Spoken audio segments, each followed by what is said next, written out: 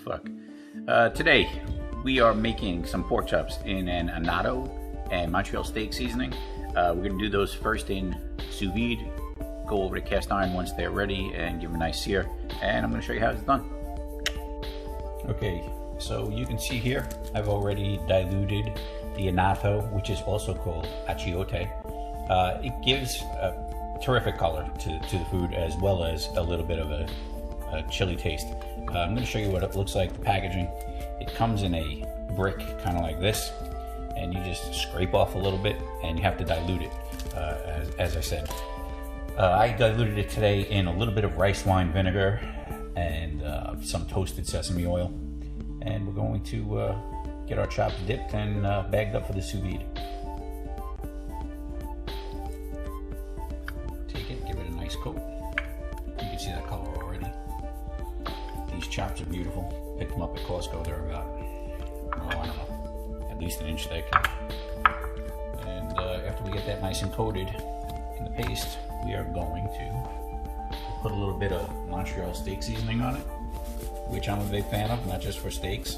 But to be honest, one of the benefits of doing pork in sous vide is it will eat like a steak.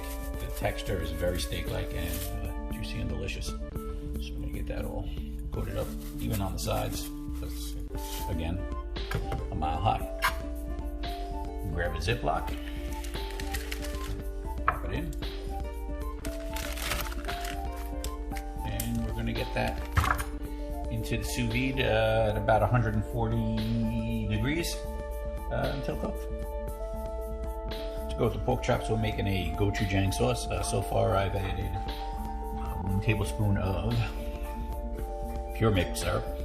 We're going to add to that as well a tablespoon of toasted sesame oil.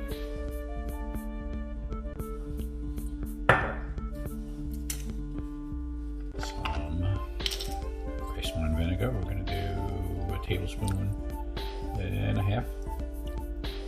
And then one of my favorite ingredients is this stuff right here. Gochujang. Not sure if I'm saying it right, but man, it packs a wallop. Good stuff. And we're going to add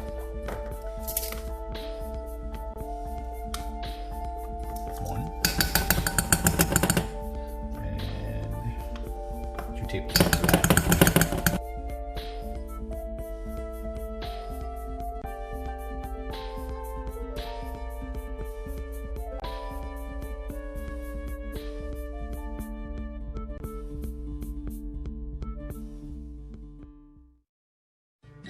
Make a rice dish to go with our pork chops today, and I'm going to take a couple of cloves of garlic and other ingredients that we're going to use are jasmine rice. Just toss some garlic into the pot. Jasmine rice, salt, pepper, some oregano, some olive oil. I'm using some vegetable stock, and I'm going with some Cotija cheese today. Kind of gives a creamy texture to the rice, almost like a risotto, so I'm going to get that going. We're getting that rice started. I have the garlic in the pot. For that garlic, I'm going to add about 3 to 4 tablespoons of olive oil. And we're going to let that get warm over medium-low heat. Going to toss in some oregano.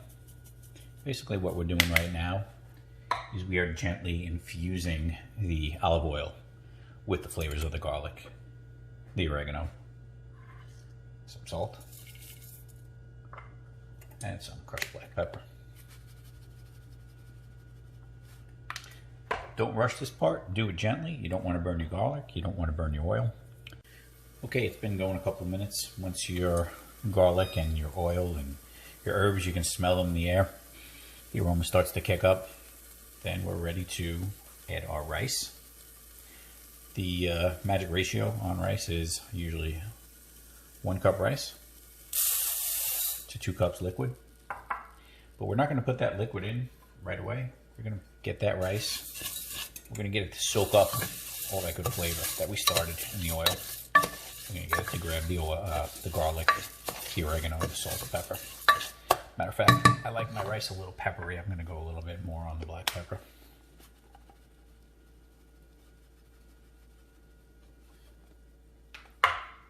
that a stir. See how the rice starts to get that sheen of the oil on it. That's what we want. We want all the rice to grab some oil. That's the flavor. After a couple of minutes of letting the oil permeate the rice a little bit, get some flavor into it, now we're going to add that stock. And I used vegetable stock today. You could use water, and that's fine as well. Vegetable stock gives it a little bit more flavor and a nice color. Then we're going to raise the heat on that way up high and bring it to a boil. The rice is coming to a boil, and at that point, once it starts boiling, you're going to reduce the heat up to medium-low and let it simmer for about, this is jasmine rice, doesn't take as long as some other rices, the 10 to 12 minute range, let's say. Lid on. When your rice is looking like that, you can see a good amount of the water is absorbed. That's the time we're going to take a half cup of the cotija and add that right in. Give it a good stir. And you can see already it looks like it's adding some silkiness to the rice. See the texture. And we're going to let that continue to cook. While our rice finishes up, we are getting our cast iron skillet hot. You can see it starting to smoke. We can drop it down at that point.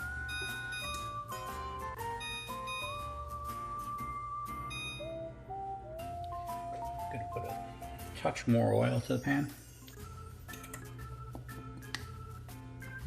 And here is our chop after the sous vide. You can see it has some beautiful color. Again, I'm going to comment on how high these chops are. That's something else. So, into the pan. All that beautiful chopped sears. Let's take a look at our rice. See how that's coming along. And you can see just about all the liquid is gone. So this rice is done. In about 2 minutes, we're going to check and see how that downside is doing. And you can see, browned up nice. I know when it comes out of the sous vide, it's a little scary looking. Kind of just, it's wet. Cooked, but it's wet looking meat. You need to put a nice sear on it like that. We've seared both sides, but we're not quite finished. On pork chops, there is that fat band that goes around. So what we're going to do is we're going to put that face down. We're going to get that to sear as well. Might have to hold it in place. It's a big chop. Not very long.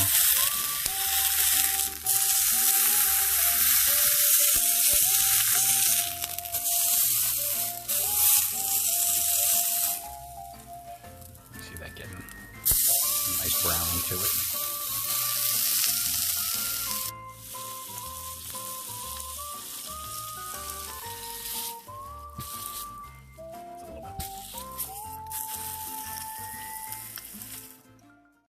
We're going to plate this on up. First, we're going to get a nice spoon of our extra creamy, extra delicious risotto. Mexican risotto, that's what we're calling it. A scoop of that right in the middle of the dish. Or two. And a little bit. We're going to get our chop. Sear it all around.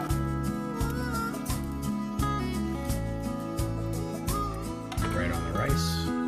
And finally, we're going to top it with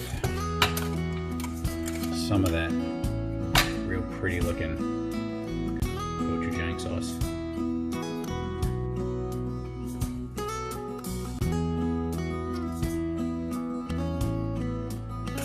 There you go. All right, let's cut that chop. Take a look and see what we have going on in there.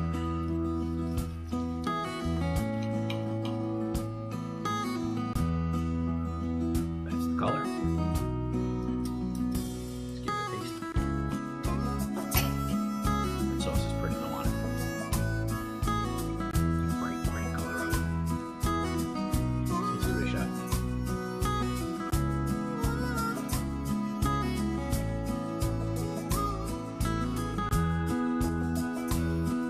perfectly cooked. Temperature's just right. Gochujang sauce worked out just like we thought. The sweetness, the mellowness of the maple syrup tempered the gochujang a little bit, and it's good.